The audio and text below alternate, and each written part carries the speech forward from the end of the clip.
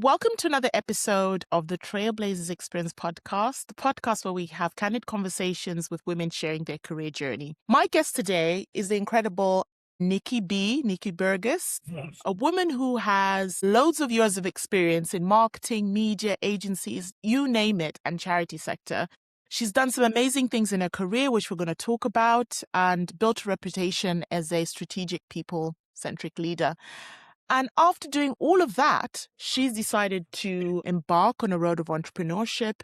So I'm really excited on this show to talk about her journey, what she's doing now, the lessons learned, which actually just shows that, a career pivot could happen at any time.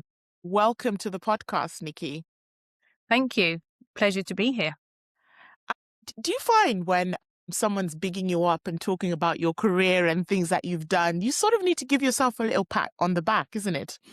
I think it takes someone else to kind of talk about it because you just don't realize you're into your 50s and you think, yeah, I've done quite a lot actually. And I don't remember ever sort of creating that path or wondering what that path was going to look like. It just kind of happens and suddenly you're at a place where you have done some good things and made a lot of mistakes along the way, but learned from them and done some good things. So it's nice to hear someone else talk about it, to be honest.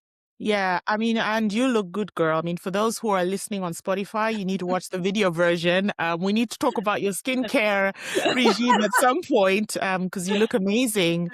So pivoting back, you've done quite a lot of things. As you now look back, because I say hindsight is always an interesting thing, you can sort of see the thread of how your career has come together. What's been the golden thread that ties your career together? I think it's always going to come back to people and relationships. A lot of my career and kind of how it's evolved to where it is has always relied on building relationships, whether that's with a brand or whether it's with a team of people or colleagues. People are at the heart of everything, right? And building trust and relationships with people gets better results. It's better results in a relationship or with a client, for a brand. People are so interesting. We're all so different.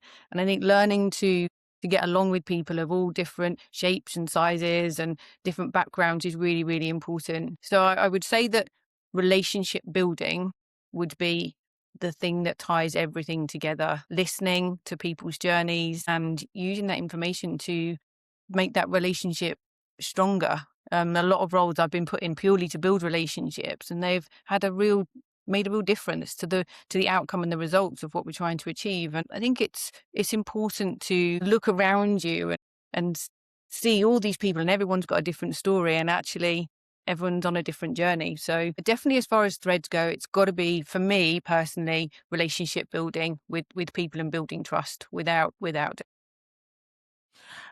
When people say, oh, your network is your net worth and your reputation is that social currency, that PR that is carrying you through, it's the things that people don't write about, but it's what they say about you that is a good barometer of where you are in terms of your people skills and relationships. When did it click for you that it was all about relationships and people building? Because, we were talking about how our children are probably now navigating that next stage in their career. When did it click for you? Was it job number 1, number 2, number 3? When did you know, okay, this is the elixir for me to moving forward in my career? I think it was, I don't know if it ever really clicked at any point. I think you just realize more and more as you get older the importance of those relationships, and you look back at the ones that you've had for a couple of years that are suddenly now 20 or 30 years old, and how important they were at the start, and they're even more important now. And I think even with my children, I try and teach them about the importance of building relationships and trust in people. And so I don't know if it ever really clicked. I think probably has it never been more significant to me now than I've got my own business, in that the relationships I've got now with my customers are my relationships. When you work for someone else, it's just feels a little bit different because you're never really sure how long-term those relationships are. But now it's very personal to me. My business relationships are very personal to me because it's my business. So yeah, I think I don't know if it ever really clicks. I just think it evolves over time and you just realize more and more how important it is. Was there a moment in your career that you realized you're ready for something different? Because obviously to become, to run your own business is completely a different set of characteristics, skills, you're relying on yourself. Yeah. What was that pivotal moment for you? I don't think that there was necessarily a dramatic moment. I think it was more a growing pull over the years. I've always had a good relationship with fashion, and I've often used it as a body armor, as tool for myself through different periods of my life. And I've always had this dream that one day I'd have a little boutique somewhere in maybe retirement or something. I never really saw it as a career move. I saw it as a lifestyle change. And now it's both. So I don't think that it was, I'm ready for something different now. I had a bad experience in the job that I was in at the time, which I'm sure we'll talk about throughout this conversation. But that experience over a 12-month time made me realize there's a lot of people in my situation going through menopause, and not just the menopause, but my body had changed dramatically over the years. As a young child, I was very small. I was athletic. I was a runner. I had no boobs. I had no shoulders. I was the little sort of runt of the litter, as they used to call me at school. And then you go through puberty, and then you go through childbirth, and then you sort of hit this menopause. And you've been on this journey of ups and downs. My problem was with weight loss. My marriage broke down, and it was a very traumatic time for me. I went into an abusive relationship straight after that, and I lost a lot of weight. And people used to comment, and people used to say to me, not in order to be mean, but they would comment on it, but it was not okay to say to someone who's put on some weight, but it seemed to be okay to say it the other way around. And it affected my confidence massively. So I used clothes at that time to cover up the fact that I was sort of skin and bone underneath. And I wanted to use that kind of negativity to create something positive. And I think that when I got the opportunity to turn that negative into a positive, I just had to do it. Because most of the time when people see you losing weight, it's compliments all round. But it's always, I always say, when you gain weight or lose weight, there's something, whether it's a seismic change Yeah. from a mental, physical perspective, or something going on in your own life. So the fact that you're even sharing your story, I think, thank you for being so vulnerable in the first place, because, there's so many women going through so many things, and there's a stigma in terms of talking about it, because we all want to put on our Instagram highlight reel, or you only see the surface and not anything behind. Yeah. So it's interesting that was a catalyst in itself to say, actually, there's an opportunity here in terms of what Snoop could be. Talk to me about coming to that realization and how you even started, because, starting a business is not easy. And although you saw it as a lifestyle change, there probably were some building blocks and some steps to that. I think I really love to say that there was a real strategy behind it and a real kind of plan. But the truth really is that I had 3 months, probably a couple of months I'd hit a point in my job at the time where I couldn't take any more. And I'd been to the doctors and I'd been signed off, and that gave me time to really just think. And the time off made me realize how ill the job was making me, and I couldn't go back. And I think that realization that what was I chasing? A job title, a salary. No, I was like, come on, guy, you've done that for 30 years, you've got nothing to prove. And so my partner, I'm blessed with the most amazing partner. And he said to me, now's the time to do something for you. He's got his own business. He's quite a lot younger than me. And he was prepared to take on the chunk of what we needed as a family to allow me to do what I needed to do, because he could see the difference it was making in me being away from something that was getting me down, had been getting me down for so long. So we had the talk with the kids, who are not so much kids now, but around that change and how it would affect everybody. Because up until 6 years ago, I'd spent a long time as a single mum. I had to work. I had to pay the bills. It didn't matter how that happened. I had to do that. And I think a lot of women feel that pressure, particularly single mums. I mean, it isn't a single mum thing, or a girl power thing. It's just more, that is the reality. There's a lot of people out there in jobs that they're in because They just need to pay the bills. And I found myself in a fortunate position where I no longer had that pressure and I could just take a little bit of a deep breath. So all of a sudden they said, what is it? My partner said to me, what is it? What is it you want to do for you that would make you feel good? 3 weeks later, Snoop was born. I literally used all my 30 years of relationship building. So I turned to my network. I turned to people that had done what I'd done, didn't do it anymore. How did you do it? Why did you do it? Why don't you do it anymore? I spent 3 weeks asking questions and listening. And that was key to Snoop and how it evolved. And I went out wholesale shopping and bought nothing. I was completely underwhelmed by it and was like, oh no, this is a disaster. But it literally took 3 weeks from I'm going to do this. I suddenly had 3 rails of clothes in my lounge, invited some friends round. They were loving it. A week later, launched a website. And 18 months later, here we are. And I think I'd like to say there was this big strategy behind it, but it wasn't. It was just using my own personal experiences were the strength behind it. Rather than my career, it was pure passion and desire to help people in my situation that really drove Snoop to be born. And you realize then how many skills you've learned because you need to build a website, you need to market your own business rather than someone else's. Then the skills all kick in. But it was down to just personal. I've got to help other people in my situation. I mean, I can hear 3 nuggets of information there. You went through something and said, something's got to change. Otherwise, I'll keep on going through the same thing. You made a decision. You thought about what you wanted to do. You asked questions. And then lastly, you just did it. I think a lot of the time, like you said, if you start thinking too strategically about what you're going to do, you'll never start. And starting is half the battle, isn't it? And you learn as you go. What do you think has been the biggest challenge in building the brand so far? Oh, there's been lots of challenges. Go on. Yeah. I can't pretend that there hasn't been any. And I think you're always learning, right? You kind of, and again, I say that to the children all the time. I'm still learning. I've not done 52 before, right? So, and I'll get to 53 and not done that either. And you just have to kind of look at, a challenge is a way of learning. And I think the biggest challenge I've had is that I'd always worked for someone else and there's always been someone to help you solve the problem. And suddenly you're everything. Suddenly you're the marketer, you're the accountant, you're the decision maker, you're the buyer, you're everything. So the biggest challenge has been letting go and accepting help from people when it's offered.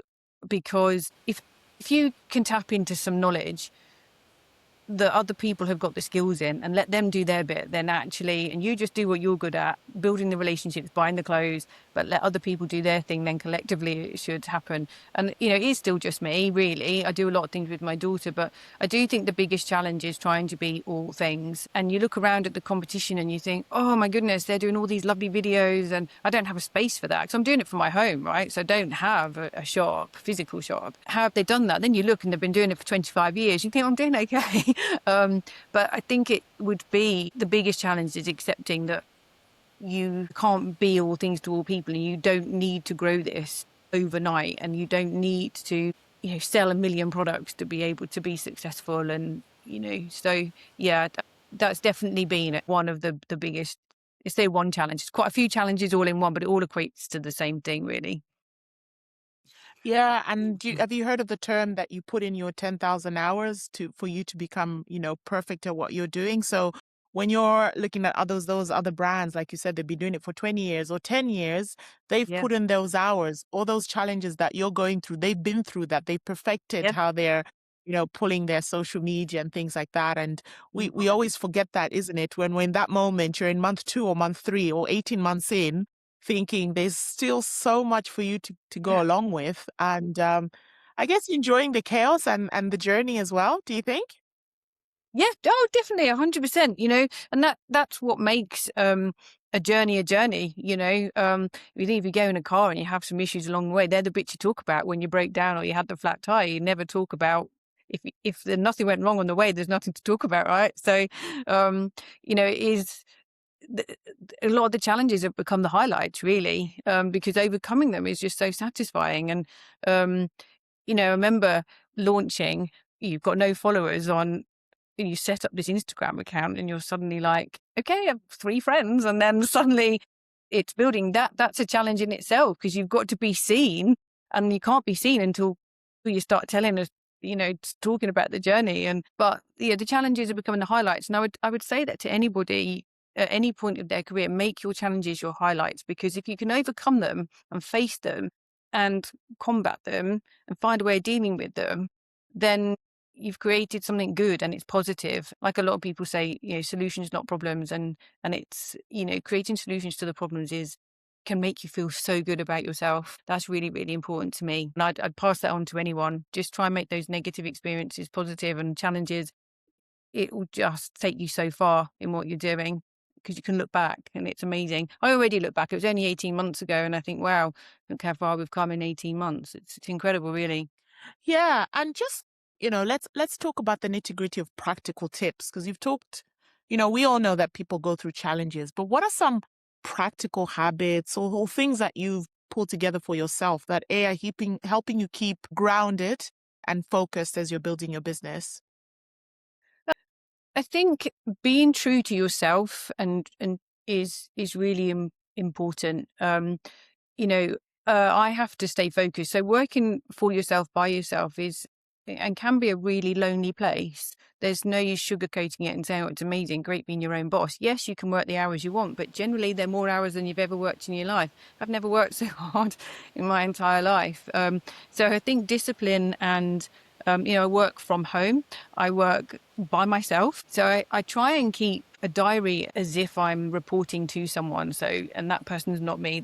That's been quite fundamental in making me accountable to myself. So making sure I still go to the gym, making sure you take time out.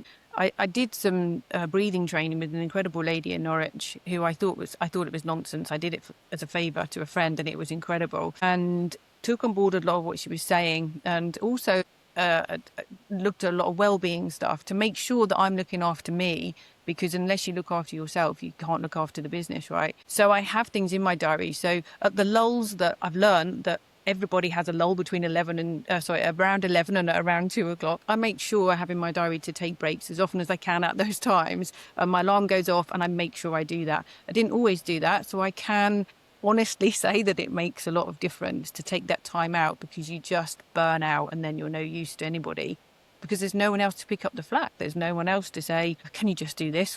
You've got to look after yourself and make sure that your sort of emotional and your nutrition and all those health things are important. So I have a diary and I try and stick to it as much as I can, and do the things that you would have done you do in a normal workplace. Have a lunch, make sure it might be half an hour, but I actually diary to walk around the block once a day, because otherwise you realise you go a whole day with no fresh air. So they're actually not business things, but they're personal things that will actually help you to be better in your business. I really feel quite strongly about that, because it does make a huge difference. And I'd say to anyone who's setting out on their own, be prepared for the loneliness, because it is lonely. And I miss colleagues. I do miss them. I'm very lucky that I'm still in touch with them, but they're not there on a daily basis. They're not, you don't have that, but how was your weekend? How was your, to share that exciting things with, or good news or bad news? You don't really have that. So you need to kind of prepare for that. So schedule in meetings with your friends, a coffee over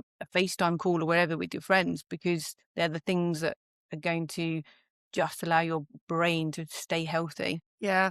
Do you know what is such an important nugget that you've talked about is about the scheduling the time for that break, because it's a commitment you're making to yourself. Because the interesting thing, Nikki, is even in offices, I see people, when I go into the office, people are eating at their desk, while they're working. So they're not even taking that Yeah. time to say, actually, this is a break. I need to pause, whether it's go for a walk, etc., and Yeah. make those kind of things happen, which are always so interesting.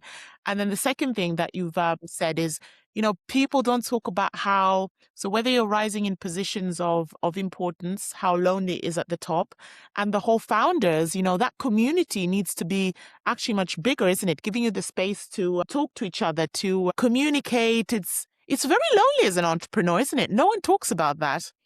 How can we change that, Nick? No, and I think I don't know how we change it. I'd like to change it, and I speak to people all the time about. I think sometimes like when you talk to people about different things, I mean, for example, I went to a wellbeing thing recently and it was for CEOs of companies. I've never seen myself as a CEO of my company.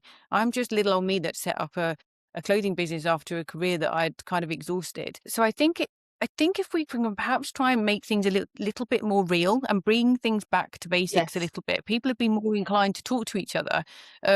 We put this kind of label or whatever it is, we almost kind of big ourselves up. And I don't want to be, I'm just a normal, real person. And then when you go out and do some networking, you talk to the lady who set up an interior design business or a lady that set up a personal training business or whatever. Young people, I spoke to someone young recently at a networking event. She does like the Nordic walking type thing. You know, she's young, she's fresh, but she doesn't see herself as a business leader.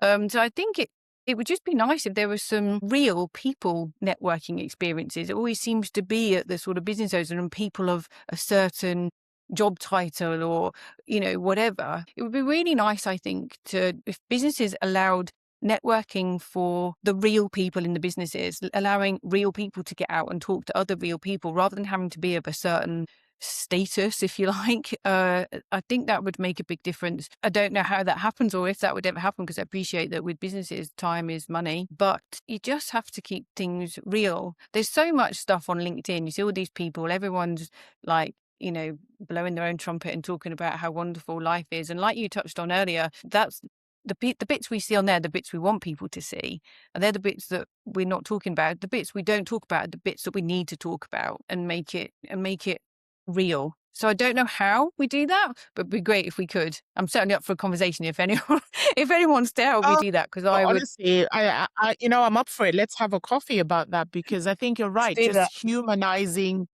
humanizing the experience of whether you're, because a lot of business owners, I love how you introduce yourself. You said, I was married before, I've got children, so I'm a mother, I was a single parent. You've humanized yourself so much, which is the reality of everybody out there. Really, if you think about percentages of people who are starting businesses or people who are working because they have to be grafters. And Yeah. that's what I like about the podcast is we want, if someone clicks on and if they get one or two things from this, session today, it's about, look, you're human, you're going through stuff.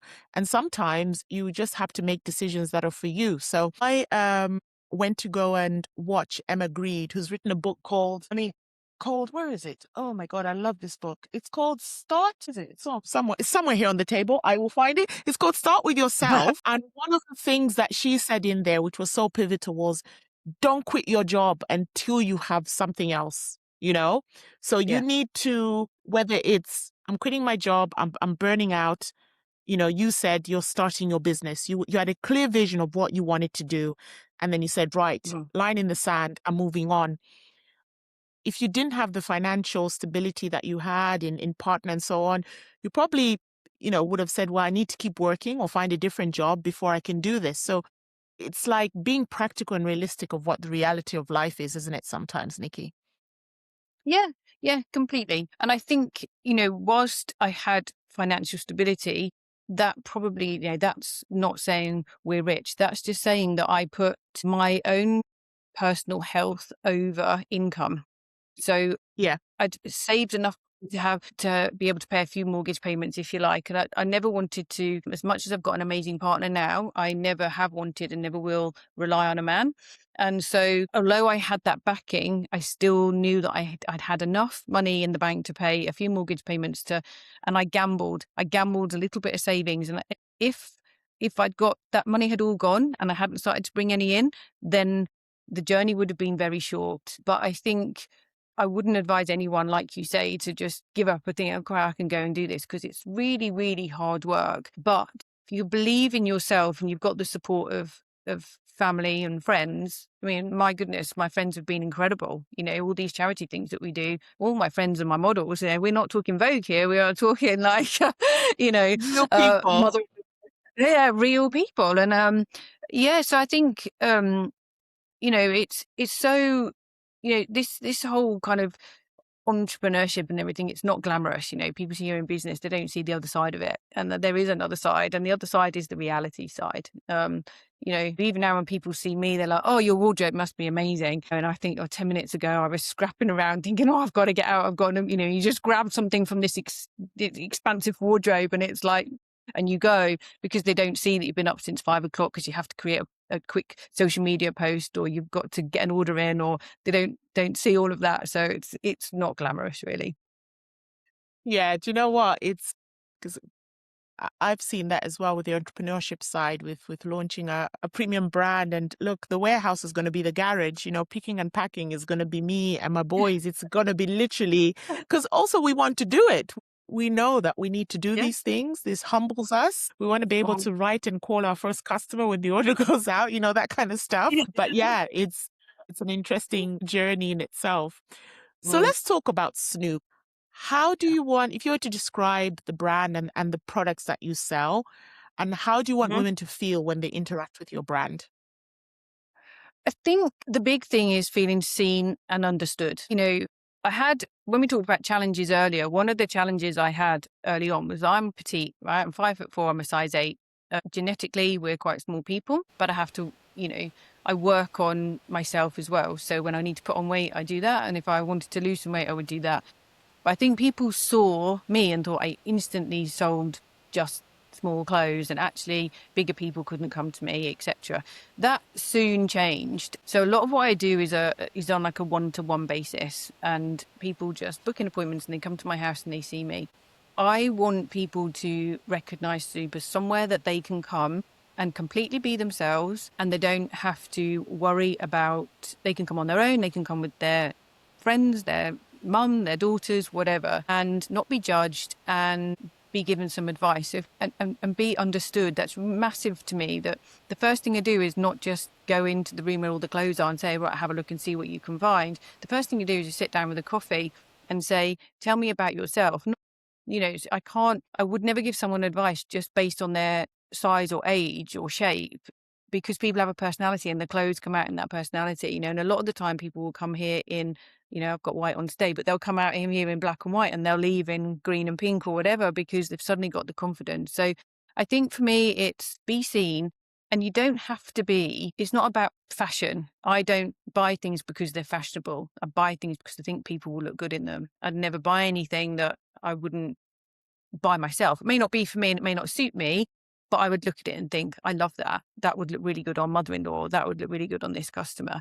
So I think when people feel understood, if you think about, if you go into, any of us ladies, we go into a shop, any high street shop, without naming them too much, but you generally pick up things to go into a change room that you've already got in your wardrobe because it's safe, and you know that you feel good in a pair of blue jeans and a white shirt. So you take we all do it, we don't realize we're doing it, or you take a top in a different color, but you've got it in your wardrobe. So the idea behind Snoop is that people can come here, and the biggest thing I hear a lot is, I don't know who I am anymore. So they come here and we can say, well, let's work out who you are. Let's talk about the changes. Let's talk about the weight loss, the weight gain, the emotional, the hormonal changes, whatever it is. Let's talk about that and how that makes you feel. And let's talk about how we can change that. And it sounds crazy, but it may be that someone has never worn a belt because they feel it emphasizes their waist. Actually, we can put that belt on, we just put it in a slightly different place, and we tuck a little bit over, we tuck a bit in, and suddenly it's like, wow, that's really changed me. We talk about weight a lot, but I'm working a lot with people who have had body changes. So a lot of cancer patients, a lot of people have had mastectomies, because they go into a changing room, they come out, the changing room next to them is an 18-year-old girl who's got it all going on, and then they have got the same outfit on as them, and they're like, oh, I do not like that, and off it comes, and they go away feeling depressed. So I'm working a lot with people with body changes, and that's great. They can come here, they don't have to worry about what they look like, and we can talk about how that has affected them mentally. And they don't necessarily want to stand out, they just want to feel seen for who they are and not seen as different. Some people just want to blend, they don't want to stand out. That's okay too. So it's just, Snoop is about being understood, be seen for who you are, and being able to have the confidence and encouraged to try different things, to go out of your comfort zone a little bit, and realize that you don't have to wear what's all over Instagram. You can actually wear what's right for you and still look so good and feel good. That's the point, is you've got to feel good. And I get so much joy out of seeing people go out of here happier than when they arrived. It's an incredible feeling.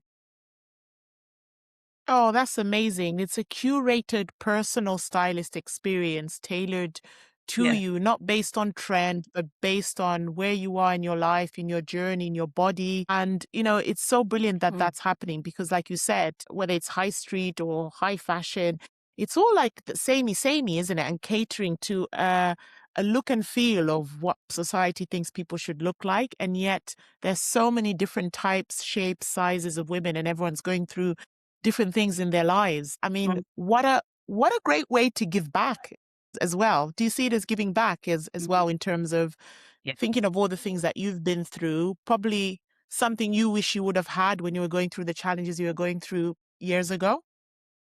Yeah. Yeah, definitely. I think, giving back is something that's really important. And I've had a lot of, I've got a great family. I'm very lucky, and a lot of support over the years for things that have happened. And now I've got, a different family. I've got my partner and my children are older.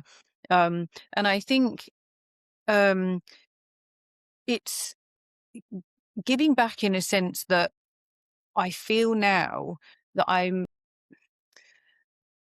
learned a lot from different leaders that have sort of managed me in the past, if you like. And at times I felt a little bit hard done by or whatever. And I realize now that that was actually a real positive point for me. That was a real learning point for me. For anyone that's listening about like leadership, that it's really important to realize that, a bit like your mum will tell you off when you're younger and moan at you, and you feel really hard done by, but actually she's just looking out for you and teaching you. And it's the same with leaders in business, right?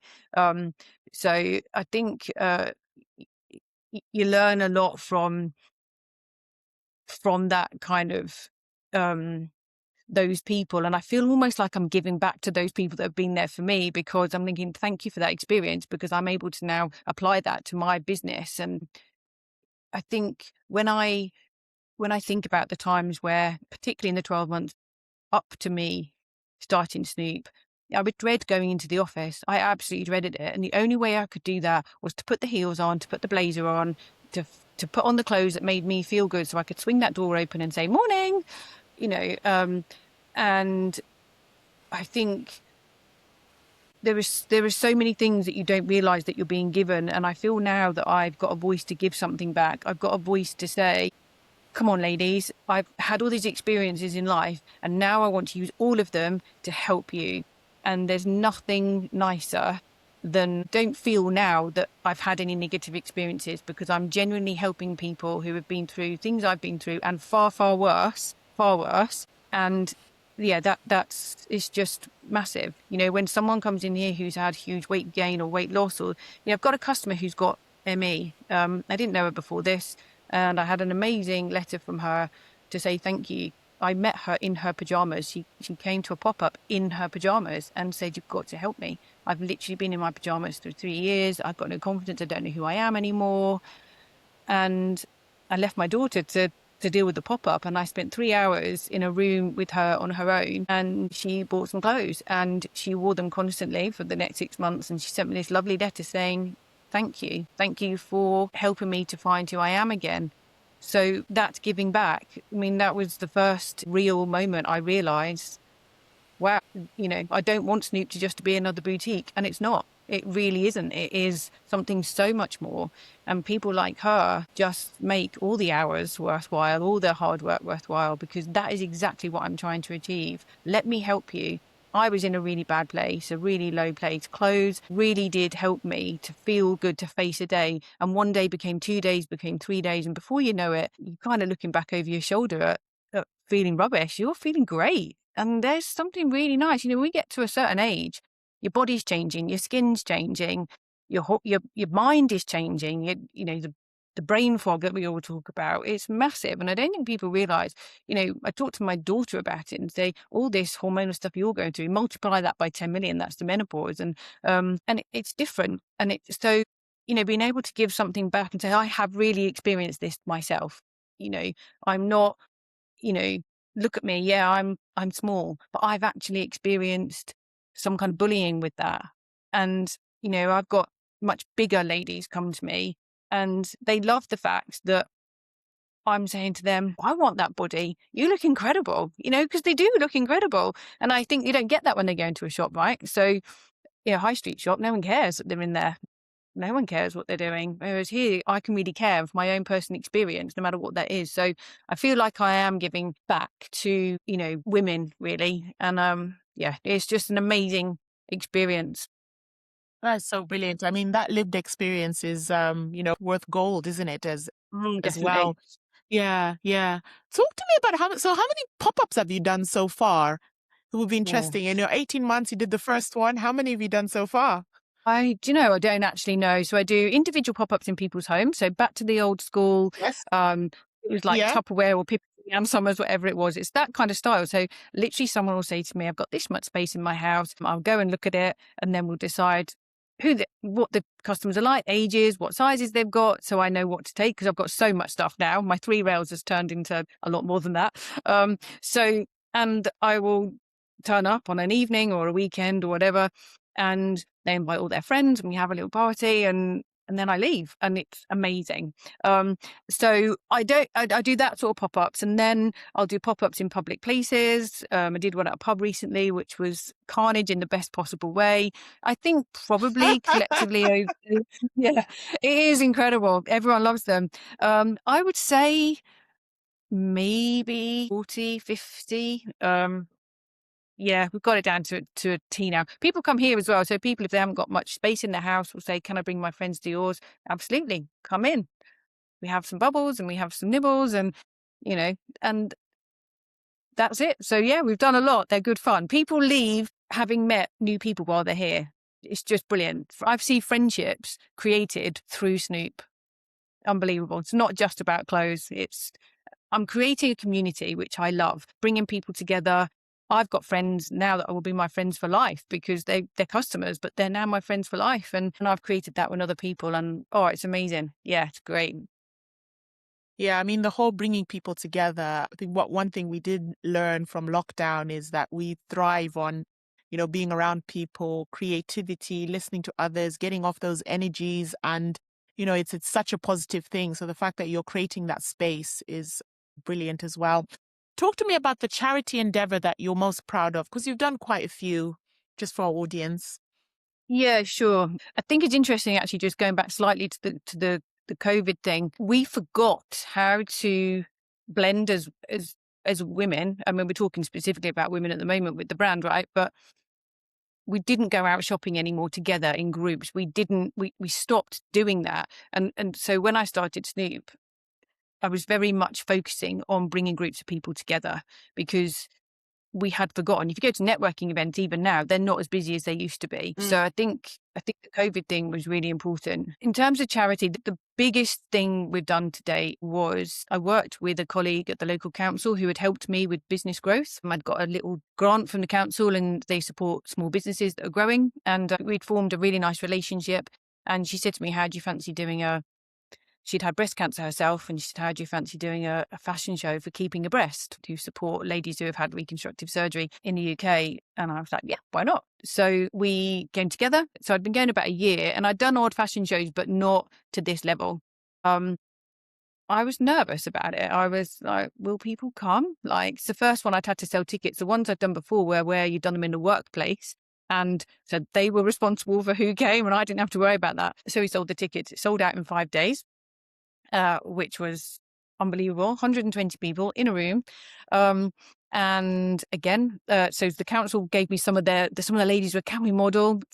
Perfect. So they turned up at the house. I had a few of my own and we created an event. And I remember looking out, I stood on the stage ready to speak to the ladies and I looked out and was like, wow. I mean, I've gone goosebumps talking to you about it now because there was a community of people that were all there to raise money first and foremost for keeping a breast, but had come to this event that my 3 rails of clothes had suddenly evolved. I was looking at these 12 rails at the back of the room, 120 women.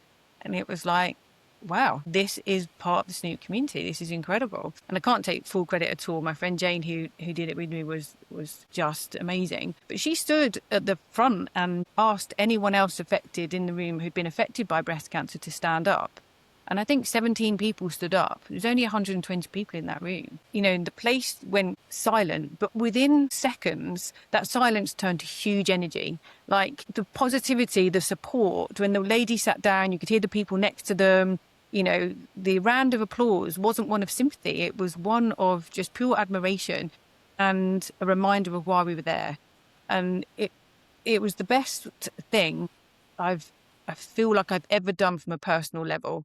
It was an incredible evening. We raised just under £5,000. And yeah, off the back of that, we're now looking at doing a lot more. And actually, Keeping Abreast now have asked me to take part in they do one every other year, which is much bigger. It's in Norwich, and it's all their models are breast cancer patients, people who have had reconstructive surgery. And I think there's 40 ladies modeling, and that's a lot of fun. So that's sort of come off the back of this one, which is lovely, and I'm really excited about that. That's in October, where we just dress the models with another couple of really nice boutiques in Norwich. We're blessed with a lot of those in Norwich, and we'll all work together, collaboration, to create something really special in the community. And it was lovely to do it. And now I've been asked to do a few more now. Doing it for charity is great. Did another one recently for Amber's Army, a little girl sadly that passed away locally with cancer. Got to know her mum through this event, but it was a collaboration of 4 businesses. Me, 2 other ladies and a local hotel came together to create a fashion show, and I had so much positive feedback from it because I try and get on the catwalk. Sizes 6 to 8 to 16 to 18, and ages 18 to anything. This time it was 18 to 65.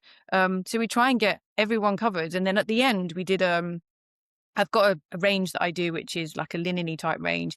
And we created a rainbow range for Amber, and it's all one size. So we had the size 6 to 8 to the size 16, 18 with all the ages, but all wearing the one size. But it was all about if you wear this piece with that piece, if you're this shape and this piece, and it was all different colours. And it was incredible to see. I think, the charity fashion shows, to be able to be doing what you love doing with who you love for amazing causes. I mean, it's incredible. And also actually from that, while we're talking about people in careers, a couple of young girls contacted me and said, I see you doing this event, I'm studying fashion.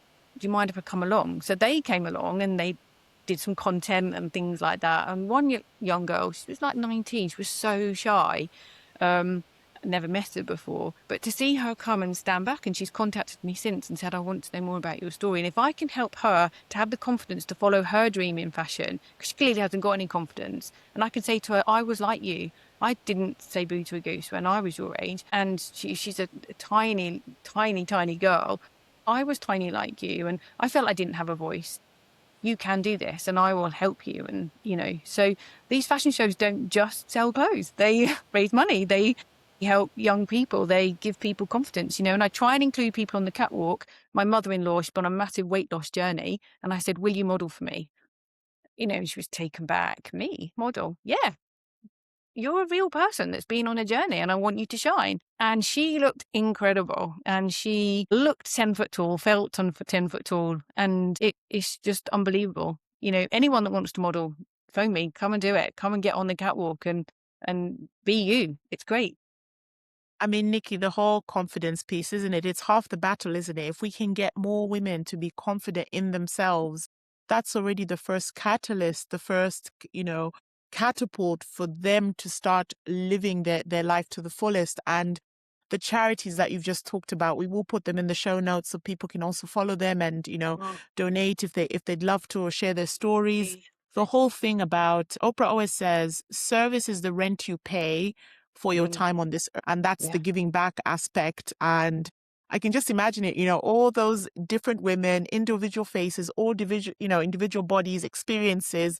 It's brilliant. I mean, well done you. This is really great. I love that story so much. Yeah, it's great. It's good fun. And I think, if you're going to kind of put it into a kind of summary, it is about real people and making real people feel really, really good. My daughter had acne all through school. She couldn't do anything about this part. She's come through it. She's a beautiful girl, but I could help her from the neck downwards. I could help give her the confidence with what she wore.